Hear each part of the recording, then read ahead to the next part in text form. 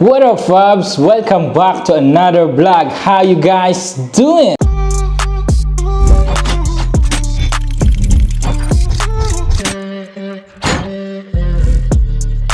Finally, nakabook na ako ng ticket. So makakapunta na tayo ng Germany. Yay! It's been a long time. I've been waiting for my whole life, man. Grabe talaga. So ayan. So since dumating nga kahapon yung aking documents from Philippine Consulate sa Philippine Embassy sa Berlin, Germany. So ngayon nakapag-book na tayo ng flight. So guys, ang flight ko ay January 27. So alam ko i-upload ko tong video na to, nasa Germany na ako for sure. So medyo delay tayo ng konti. So ayan, so from Terminal 3 to Abu Dhabi. So I think mga 9 hours to. Darating kasi ako sa Abu Dhabi ng 12:20. So baka iba advance yata ang di ba, ang Abu Dhabi. So 'yun. Tapos meron akong 2 hours and 15 minutes na stop, layover ba tawag doon. Tapos Abu Dhabi to Munich, Germany. Itong Munich kasi dito malapit si Tita Grace. So ang sabi niya sa akin, susunduin niya ako sa Munich. Tapos I think magi-stay ako sa bahay nila ng couple of days. Asikasuhin niya lahat ako.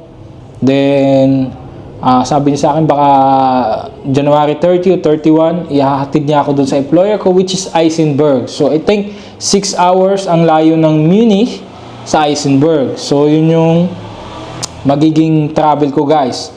So ayan. So ang binayaran ko sa ticket ko ay 38,820. So pinaka cheapest na yan kasi ginawa ng paraan talaga ni Tita Grace. Sabi ko wala po akong masyadong malaking pera. So ito na yung pinaka cheapest. Meron din akong 30 kilos na luggage. Ito yon. Tapos 7 kilos na hand carry. So doon sa previous vlog ko, sabi ko 'di ba, magdadala na lang ako ng laptop bag ko, yung shoulder bag. Kaya lang sabi Tita Grace, kailangan ko pagkasyahin dito kasi mahaba daw ang lalakarin lalo na sa airport ng Abu Dhabi. So kailangan ko pagkasyahin dito at pagsaktuhin ko 7 kilos. So ayun na yun, guys. So for today's video is brought to you by Bauer Tours 24. So yan yung aking travel agency. So if-flash ko, guys, sa screen yung calling card ni Ma'am Grace Bauer. Pwede nyo yan i-scan. Tapos papakita ko sa inyo kung ano yung magiging laman. So itong Bauer Tours 24, ano siya, yung hotel and flight booking accommodation. So if you're interested, pwede nyo i-scan yan dyan or click nyo yung link sa baba. Lalagay ko yung link para mapunta kayo doon sa ano. So try natin i-scan yung QR code, lalagay ko din dyan. Scan lang natin.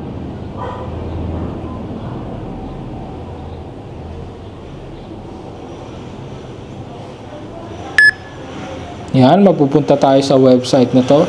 Since ang phone ko kasi naka-German language, susundan nyo lang yan. So, website offnen, ibig sabihin, open mo yung website.